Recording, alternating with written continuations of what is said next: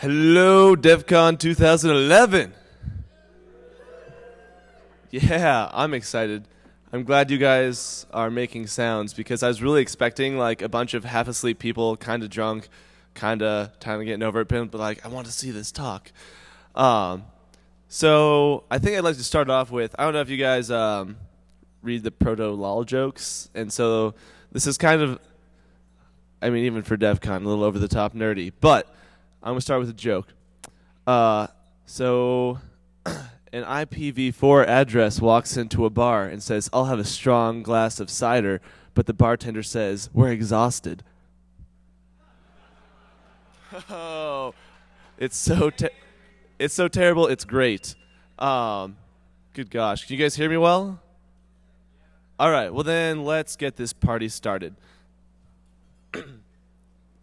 Sweet. So hi there. My name is Eric Fulton. I work for a consulting firm called Lake Missoula Group in beautiful Missoula, Montana.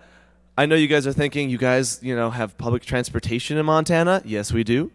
And we also have hackers up there, which is a lot of fun. So we can hack in the morning and hike in the afternoon, as I like to say. I also help run forensicscontest.com. We actually run a network forensics contest puzzle during DEFCON, which is pretty sweet. And packets are important in doing forensic analysis of a lot of different things. So I'm also on Triscuit.com. I really don't update it ever. So I guess that's not as useful. I'm also on Twitter, and I'd really like to say during this talk, thank you to Sherry Davidoff and Jonathan Ham. They are absolutely amazing ninjas with packets. And they are actually writing a book, and I was able to use their an advanced copy of their book to do some of the analysis that I'm going to kind of show you guys today. So what I'm going to show you today, I'm going to start with some definitions, a testing methodology, kind of go into how I analyzed the packets, what I was looking for, what I kind of found, some fun findings that I found throughout all of this, and then kind of come to a conclusion. Now, in addition to this talk is kind of threefold. I've got a bit to cover, so I'm going to talk a little bit fast, so I apologize if I'm going at a little bit of a rapid pace.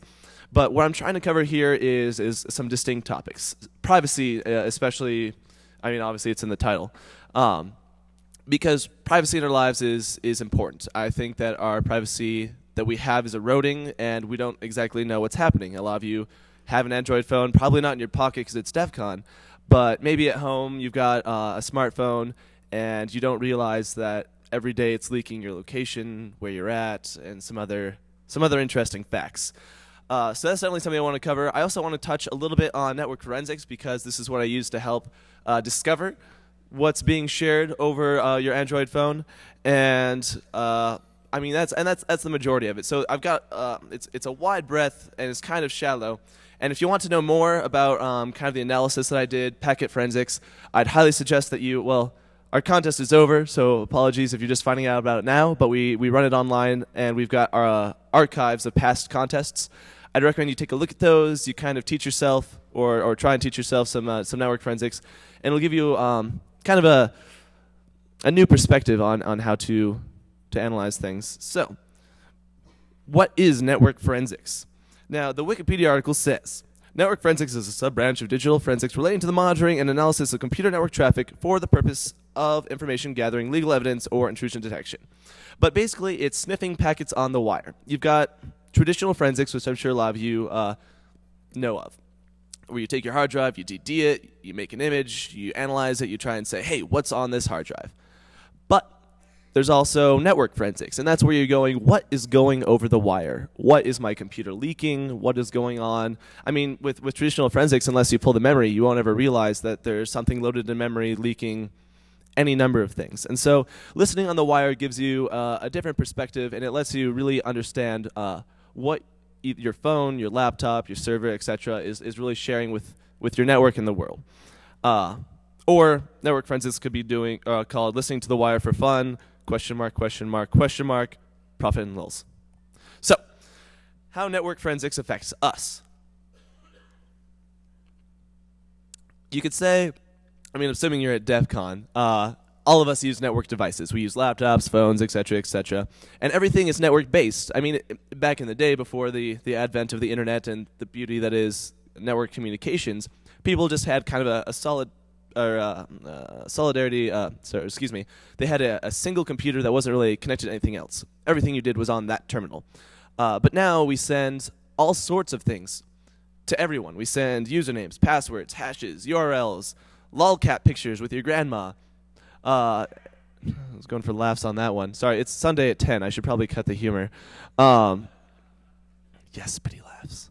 But we send all of these amazing things over the internet, and we think to ourselves, oh, I'm sending my password to this service. And a lot of people don't think of all the externalities that affect that. When they pass, I mean, when I log into Twitter, for example, most people think, oh, my computer, Twitter, that's all that's happening. But they don't realize that they're going from their most likely laptop, iPhone, iPad, iDevice, etc., to probably a wireless router, which then connects to your ISP, which then is routed over the internet to Twitter servers. And along there, whether or not I have access on your actual computer, I might have access to your network traffic. And through that, I have access to a lot of fascinating information. I mean, no one wants to be handing out usernames, passwords, or anything else. And a lot of companies are really good at protecting that. That's why we hash our passwords. But the simple fact that I'm able to look at that is a huge, not only privacy risk, but security vulnerability. So some of our applications send licensing, registration, UDIDs, and all this data can be filtered, logged, and analyzed by a third party. You don't know what your ISP is doing. Most people just kind of sign that contract and assume that the ISP has their best interest at heart. But and I'm not saying that ISPs can be evil, but if they wanted to be, there's a good chance that they could do a lot of damage. Or your roommate, who also is on your wireless network, could do a lot of damage, assuming how close you are with your roommate, or the guy next door if you're using web. So essentially what I'm trying to say is there's a lot of ways our phones could fuck us. What I really am specifically focusing on is Android application security, because a lot of people have done the computer thing, a lot of people have done laptop forensics analysis, etc. But something that we don't realize is we've got this essentially supercomputer in our pocket. I mean, when I first had my first computer, and I'm not going to say what that was, but it's like a tenth of the processing speed of my current phone in my pocket. Well, in my room, because it's not on. And people don't realize all of the fascinating things that they have on their phone and what their phone knows. So we look at it, and if someone wanted to, I mean, our phones have a lot of things. If you're doing GPG encryption and trying to decrypt your phones or your emails, I mean, that's assuming that you're a naturally secure thinking person. Let's say you encrypt your emails and it's on your phone. You have to have your private key on your phone to decrypt your emails. If you're not a private thinking individual or a secure thinking individual, you're sending your emails over your network connection. You have emails, usernames, GPS, etc., and more. And so when I first got into this research, I thought, oh, you know what would be really cool? Let's build an evil application, right? Like something that would be like a back orifice for phones, which I think some other presenters at DEFCON have actually done, which is awesome. But when you make that application, it's ultimately silly, because as long as you can get the user to press OK, done, right? I mean, how many people with smartphones scroll through their phone and they're like, I want to play this game. Scroll, scroll, scroll, OK. I mean, I don't know if you guys watch South Park, but that's what there was a whole episode on the human centipede where someone didn't actually read the EULA. Oh, God forbid someone read 39 pages on a short level of dense legal text. That doesn't happen. And so anyone can build an evil app, put it on the market, and say, hey, you should download this. And anyone could execute it, and it could export a lot of bad information. And we know this is bad, right? There's a lot of companies out there that do a lot of great things trying to prevent malware, evil applications, etc. But then I got thinking, you know, okay, so we know evil applications are evil, but what about regular applications? I mean, when you get your Android phone, you think, oh, okay, first thing I want to do, I want to stream music through Pandora, right? I mean, it's really awesome having an unlimited internet radio station on your phone. And then you play with it a little bit longer, and then you're like, oh, sweet, I've heard about Angry Birds. Who here loves Angry Birds? I'm not going to lie, I use it. You're sitting in a meeting, you're sitting in your office, you're on the phone with your boss, and you're just playing. Not that they know you're playing it, but the fact of the matter is you're thinking, all of these apps, I've paid for it or not, but I've downloaded from the Android application market, and it's a game. What I've downloaded is a game. But what you don't realize is you've downloaded a little spy in your pocket. Now, some previous research has been done by the Wall Street Journal and by a man named Aldo Cortesi. And I'd like to meet this man. He's done a lot of great things. But basically, I was even going to call my original presentation "Android the Spy in Your Pocket." Turns out Wall Street Journal, been there, done that. They've done a lot of great research seeing what these applications are sharing and how they're sharing it. And so, to get back to the kind of the privacy side of it, in terms of privacy, we don't realize how much we share about our lives. We think, all these companies have anonymized data. And one of the best examples is with Apple. You have a UDID, I think. Yeah. And it's basically an anonymized number that says, oh, I'm me, but I'm not actually Eric Fulton. It's just, the company doesn't know who I am. They just know my number. Well, that's cool. But there's companies out there in the world where their whole idea is de-anonymizing who you are. Like figuring out, oh, this guy that lives in Montana that loves Doritos and Mountain Dew and also travels to these places is this number, and they can easily tag it as Eric Fulton because I love Mountain Dew. And so as part of this, I thought, all right, well, let's start looking at these applications that I blindly trust, that I think, oh, yeah, I totally believe these people. So scientific method to the rescue. What I wanted to do was create a reproducible kind of project that someone else could look at and that I could do with standards that would kind of display what our applications are sharing. So we've got all of the basic things there. And the question I asked was, to what extent do participants in the cellular ecosystem, so OS creators, app creators, carriers, etc., respect privacy? Now, in my research, I've only gotten as far as Android, but I hope to get to Windows phones and to BlackBerries and to iPhones. But right now, we're going to focus in on Android phones. So my hypothesis was, in terms of respecting privacy, what do they do? And I thought, you know what, software applications and operating systems transmit your private information. I mean, to a certain extent, it's built in. That's what they're supposed to do. When you log into your Facebook, you kind of have to give Facebook your username and password. But what do they give to third parties without your knowledge? What do they give to advertising partners? And more so, what are their advertising partners that these companies blindly trust collecting about you? And so I thought, I bet you they're sharing the standard, usernames and passwords and things that personally identify you. I mean, it's part of the application. But when you think about it, when you're searching for something on Google, why does Google need to know your location? And to a certain extent, for a business purpose, it's helpful. They need to know that I'm in Las Vegas right now, and when I search for Batista's restaurant, they know, oh, restaurant in Las Vegas. But at the same time, I have no real option of turning that off. I mean, I know Google says, hey, if you want to turn off your location data, your GPS, etc., we won't collect it. But we don't realize, and what I found out later is that they kind of are, but to maybe not the GPS extent, to a different extent. So for this experiment, I built a lab. And for this lab, I want to install, use apps on the Android phone. I want to capture their packets, analyze these packets, and then profit. Or at least give a DEFCON presentation. Thank you. So I built a lab. I thought to myself, I've got this great idea. I've got this great hypothesis. What do I need? Well, I bought a femtocell, an original Motorola Droid, a wireless router with DD-Word on it, a sniffing laptop, and an interconnection. And I was like, I am ready. Turns out you don't need all that stuff to do this analysis. As I went along, I found out I could have done a lot of it in the emulator, which would have taken nothing. But it allowed me to buy some cool shit using the Office company card.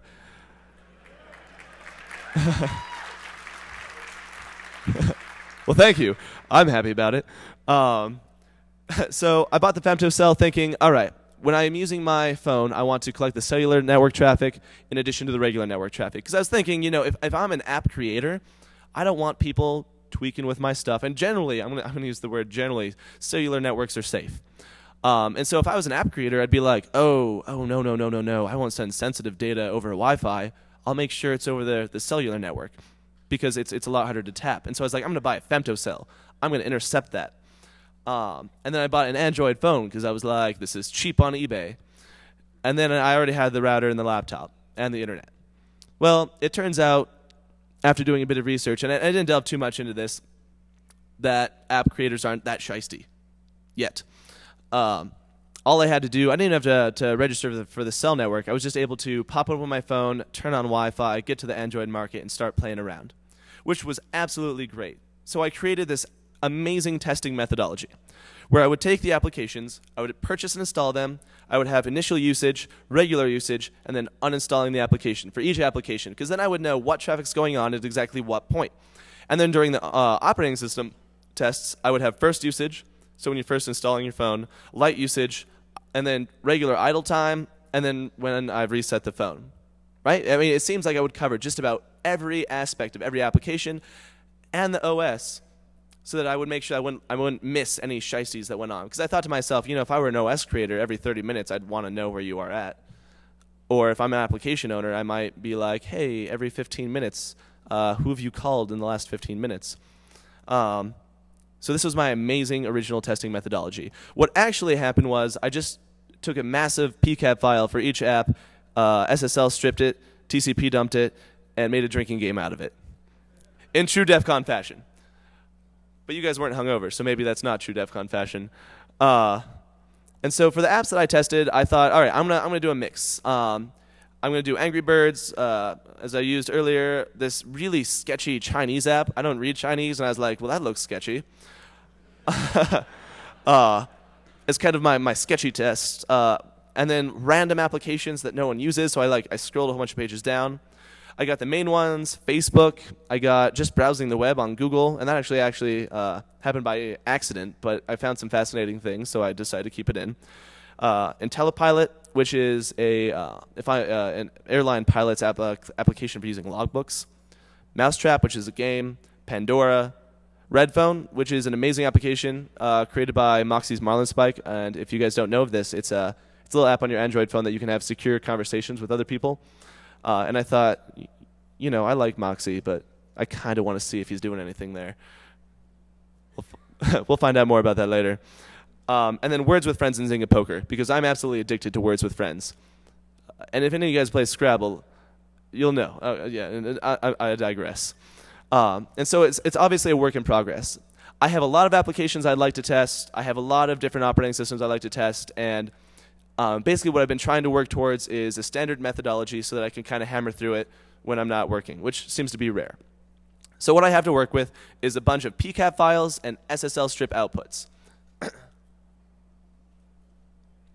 And the reason I did this is because I figured, if I'm an attacker, it's really easy just to run SSL strip. So let's just assume SSL is useless.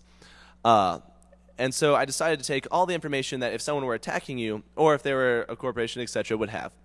Now later on, I want to see absolutely everything sent back to the company. I'm going to add a root certificate to the phone and just collect all the information. But for right now, I've got a bunch of packet captures and SSL stripped outputs, and that alone has proved very interesting. So let's start analyzing. With each packet capture, I first peered around with it in Wireshark. I analyzed some of the conversations, some of the IPs being addressed.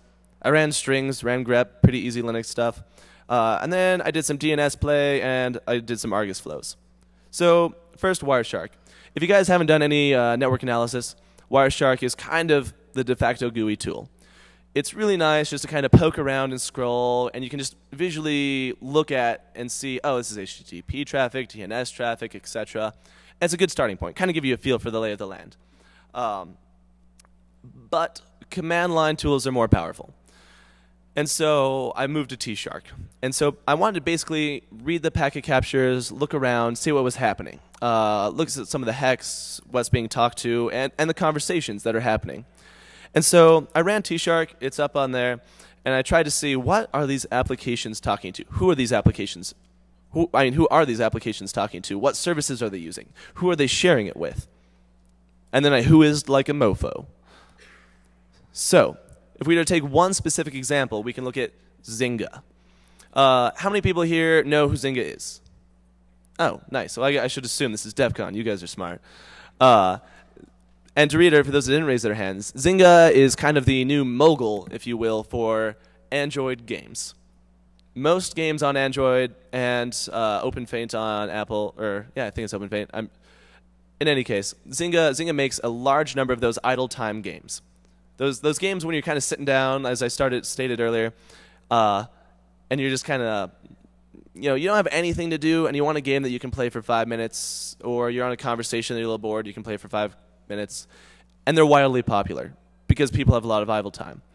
And so I took a look at Zynga, and I was like, who is Zynga talking to? Well, if you look at the screen, and I'm not going to read each one out, there's a lot. There's Tapjoy Ads, Midas, Tapjoy Ads, Facebook, Macromedia, Adobe. And when you look at this, there's a couple on there that you're curious. I mean, this was for Zynga Poker. And so you're playing poker on your phone, and you don't really expect for it to call out to Midas.mobi. What does this company do? What does MKHOJ do? What does Tapjoy Ads do? What information is being sent to these third parties that you have absolutely no idea? And this is where we draw in on the privacy element. When you downloaded that application for poker, did you really understand that you were going to be sending your statistics, your Android version, your location potentially, to Zynga Poker? And why do they need to know it? So this kind of this really begs the question, what is being sent on your phone without you knowing? I mean, now that I brought the question up, you guys are thinking like, oh, what apps do I have? Well, one of the easiest, quick and dirty ways to look at a packet capture file and seeing where it goes is strings. Strings just basically outputs text strings that are inside the packet capture file, or any file for that matter. But basically what I did was I looked for interesting things. And you'll see on here, one of the first things I did was the HTTP, trying to see what websites are being contacted. And then I had a couple key phrases. And I did this for a couple reasons. One, I don't want to have to go through every packet capture file trying to figure out what password was what and what I was going through. So I made some basic things to look for. I made woot DEFCON my password, and I made my username droid.net.feren@gmail.com. And for those of you thinking, oh, he left the password and he just displayed it, I'm going to go log in. Yeah, I did. I don't care. Have at it. And so basically, I'm not using it anymore. Basically what I did is I put these kind of little these cookies within the packet capture file so I could instantly grep for woot DEFCON, right? Because I was so excited this was coming up. I was making my password that. And I could instantly see where my password was shown. I could instantly see, rather than trying to figure out what's their password field called, or is it in their get parameter, their post parameter, whatever, I can just go, is woot DEFCON going over the wire? I also did it for my email address. Well, when we look at it, woot DEFCON is definitely going over Facebook. Obvious. I mean, you have to log into your Facebook to actually get the alerts that you want to see about your best friend and their update on how they're so excited for Friday. But what we didn't realize is that Facebook, Words with Friends, and Zynga Poker are all sending my email. Again, something to be assumed. But beyond that, any attacker can capture this. And this is where I really tie in the privacy element. And this is where privacy kind of intercedes with what I'm doing. So we have it to where, as an attacker or as a man in the middle, I now know potentially your password for your Facebook URL domain name, etc., all because you're playing poker. I now know potentially where you're located, potentially what you're doing, potentially where you're at. And so when we delve in with Words with Friends, we can see a lot of very interesting things. And so this is an output that I got from running strings on Words with Friends. And again, this is all very simple stuff. I mean, I'm not doing extremely advanced packet analysis, but if you guys would like to know more about that, I would highly recommend the Network Forensics contest. But this is quite simple. If you have a Linux VM or a Linux box, you can all do this. And so I ran strings on the capture file that I had, and I found this. I found Words with Friends is sending a couple interesting things. One, they're sending the network that I'm on. So they know whether I'm using AT&T, T-Mobile, Verizon, etc. So now they know that my phone is Verizon. They know that, and they know that I'm a millennial, which I found was kind of weird. I think they're guessing. But they also know what my build version is for my Android. They know what app server I'm using, which I'm guessing, and some of these are hypotheses and some of these are fact. But on this, I'm guessing that they know where I'm located based on my distance to the ad server. They know what screen resolution I'm using, what language I'm using, etc.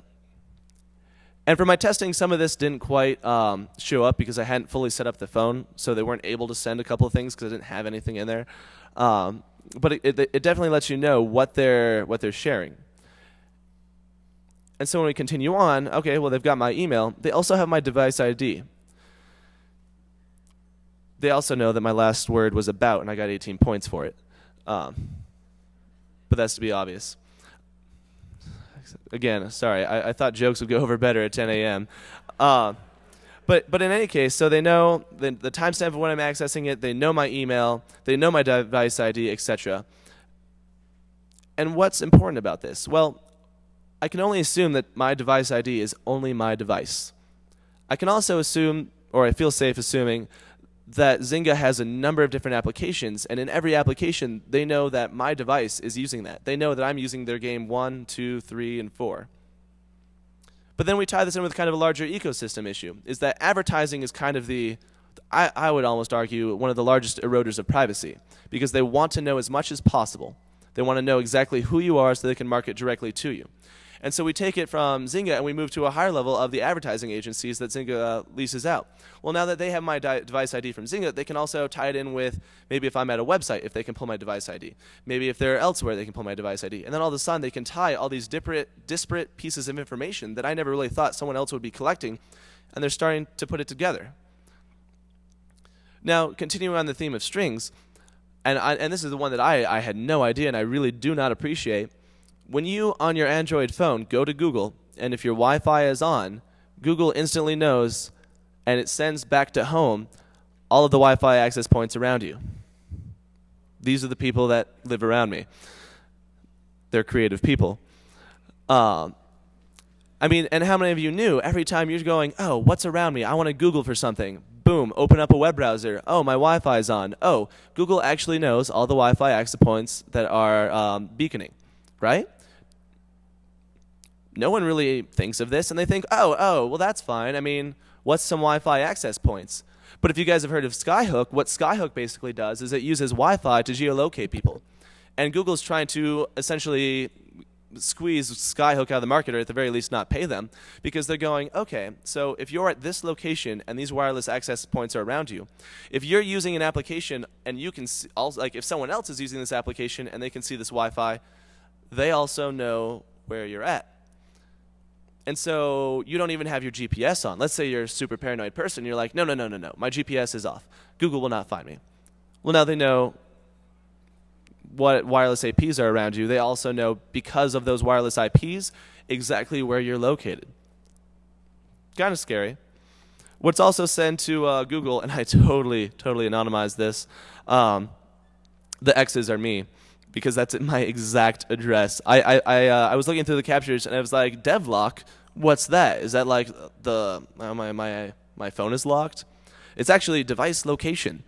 And when I have my GPS on and I am browsing to Google, and mind you, I am just browsing to Google, they instantly know where exactly I am, pinpointed to a dot. I kid you not.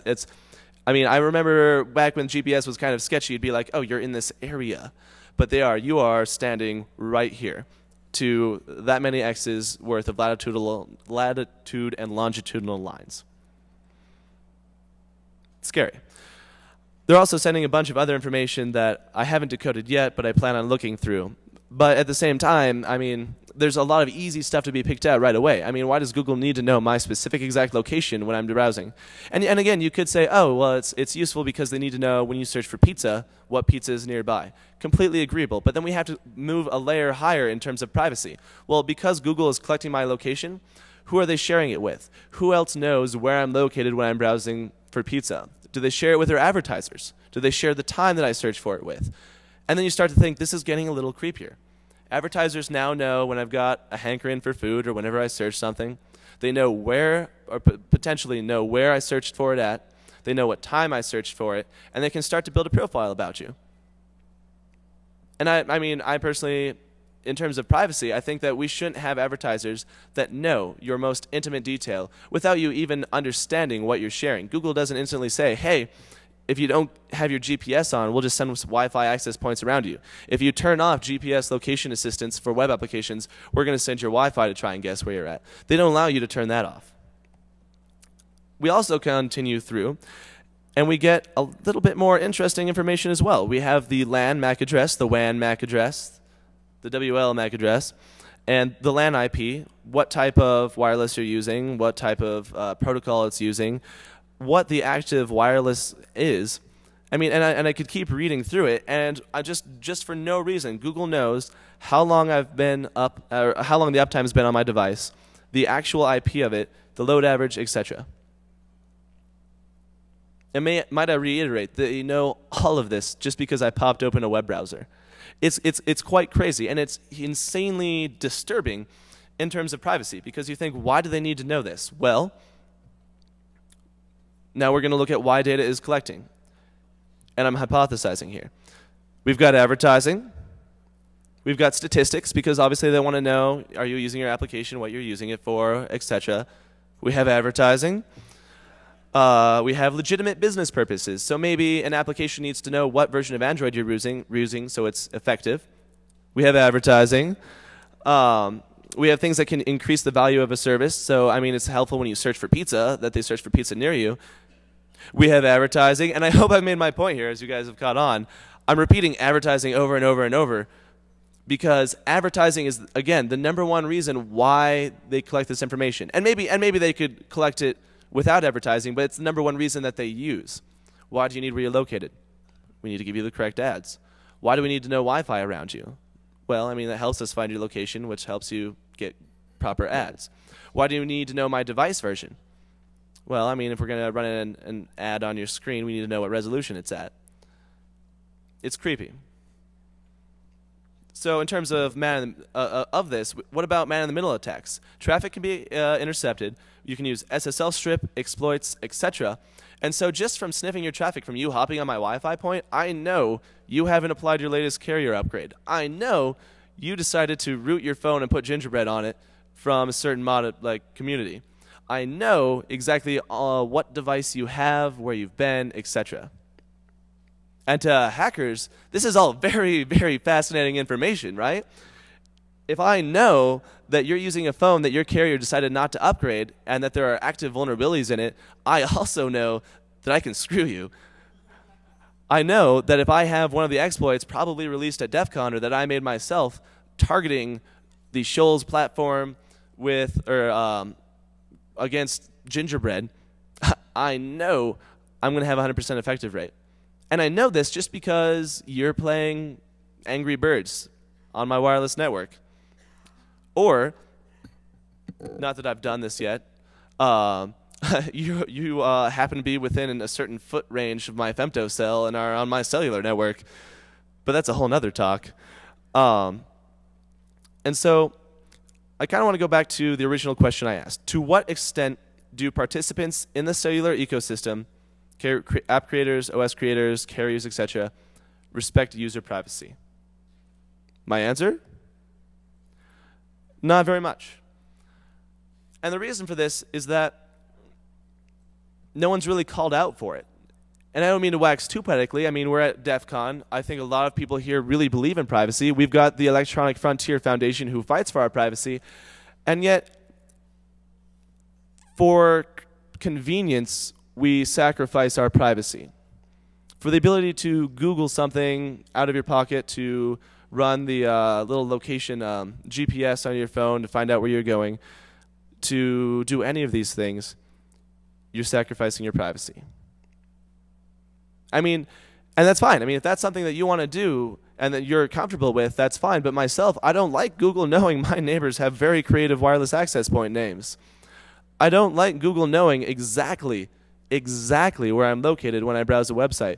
I don't like when I use turn-by-turn navigation, Google knows exactly when I'm taking those turns. And I don't mean to pick on Google. They happen to have the phone that I was able to obtain.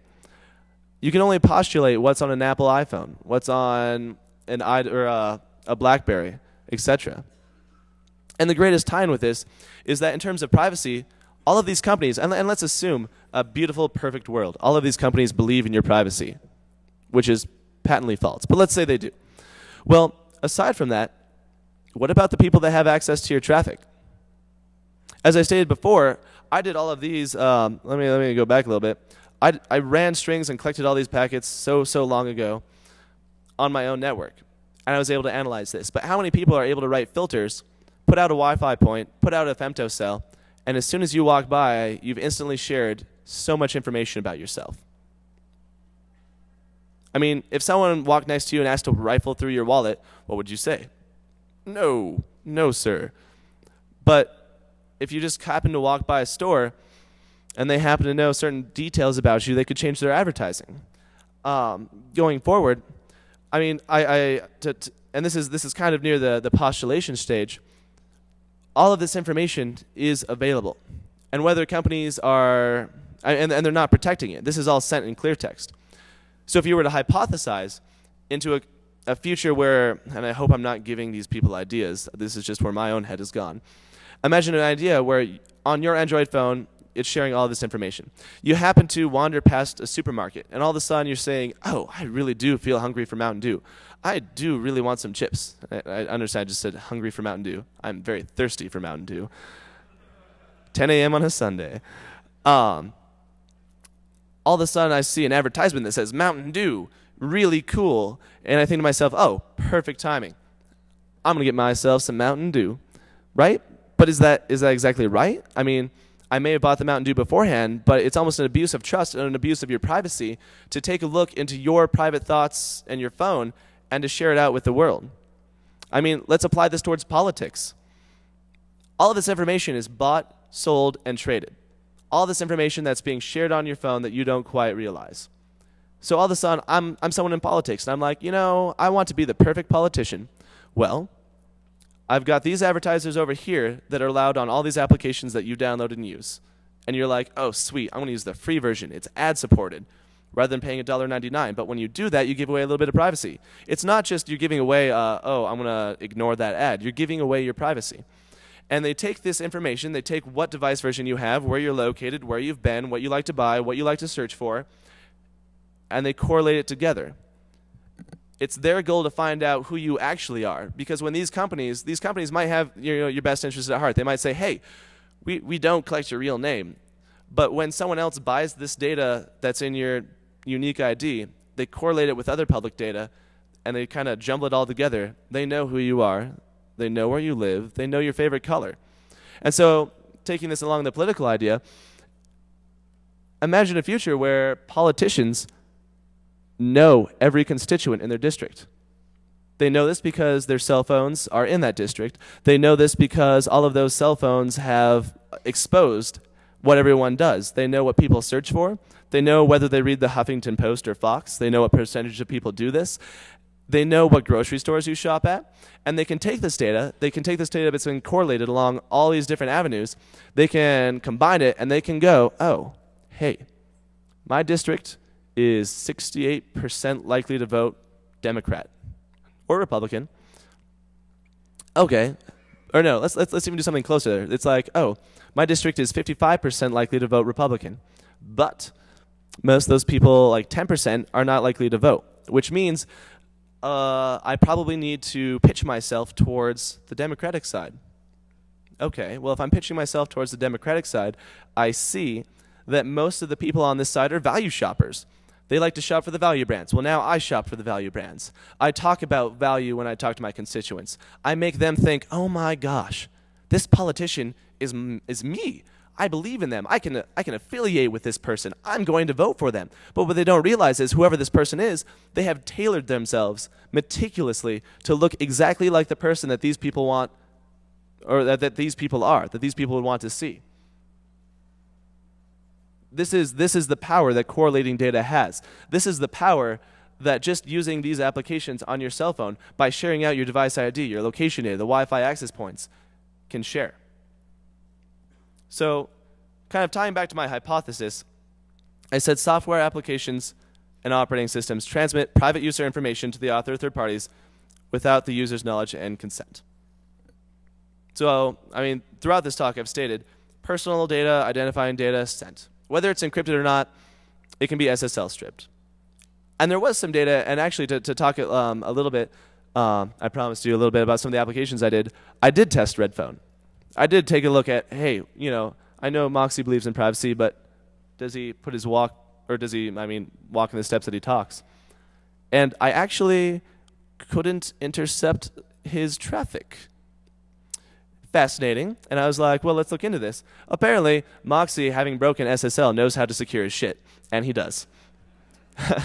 So it's definitely doable. These companies can make your information private. They can make it so that I can't intercept it on the wire. But the problem is they don't.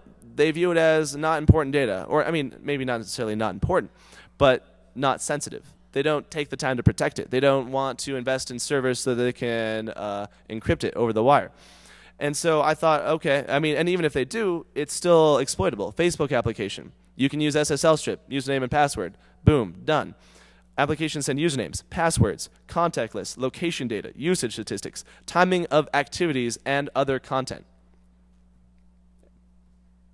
Kind of give it away. I said they were. Were we right? Yeah. We were right on all of those counts. All of them. And this is only using very basic packet analysis on these applications. And when I say basic, I didn't want to make this talk overly technical because I hope to make it a bridge between kind of the more technical field of network forensics and the non-technical field of privacy and kind of merge them together so that there's a little bit for both sides. But if you're a privacy advocate, I would highly recommend you taking a look at network forensics.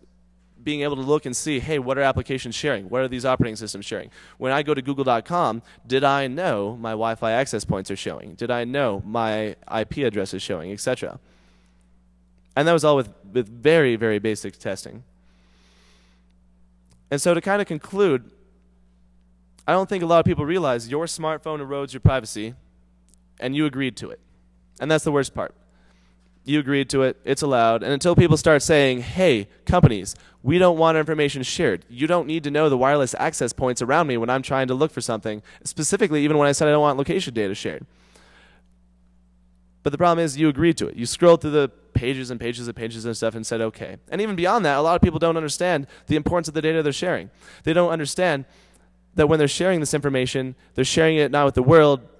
Well, no, they are sharing it with the world. They're sharing it with everyone. And then they think, I mean, they just build it up and they say, oh, yeah, well, I'm sorry, I'm starting to digress from my original point. Essentially what I want to say is that information, what can be seen as benign information that companies collect can be intercepted. It can be taken by that original company. It can be correlated. It can be tied to you, and it can be used for nefarious purposes. And you should be aware of this. And if you're curious about more applications, what I'm trying to do is I'm trying to build out from my original research. Essentially what I did was a very manually intensive, time-intensive process. I am working on automating that process. I would like to have an emulator that downloads and installs every application in the Android market, runs it through its paces a little bit, analyzes its packet capture data for passwords, other, I wouldn't say shicey looking information, but important information, and can go through each one. And that's what I'm going to be working on. What I'm also going to be working on, and what this is kind of hinted me towards, is advertising. It's this kind of nether region that, and maybe this is just me, but I didn't quite realize the fact that there are tons and tons and tons and tons of ad networks on every page looking at everything you do. And you might think, oh, okay, when I browse from Engadget over to Slashdot, those are two separate websites. But what you don't realize is that one advertising company has a cookie or an ad on both of those websites. And they're able to see, oh, when he was done reading Engadget, he hopped over to Slashdot. This guy's a nerd. I'm going to advertise to him nerd products. I mean, and it's effective. And there's a reason they do it. They do it because it's more effective and they make money off it. And to a certain extent, I mean, having targeting advertising is useful. But to another extent, it just gets creepy because the way that the information can be used. And so in terms of mapping out these, so in terms of all of this, what I'd also like to do is I'd like to map out these ad networks. I'd like to find out who's talking to whom, where the server's located at, who has access to what information, and what can happen from that. So that's where I'm hoping to go. I hope I've shared a little bit with you guys, a little bit on the analyzation of packet captures, finding out where your information is going, some of the information that is being shared. And I'm definitely going to be available for a talk in the Q&A room 3. I've got a lot more technical data. but I just kind of chose to keep it simple for you guys, so I could kind of focus on privacy and the intersection of that. So thank you very much.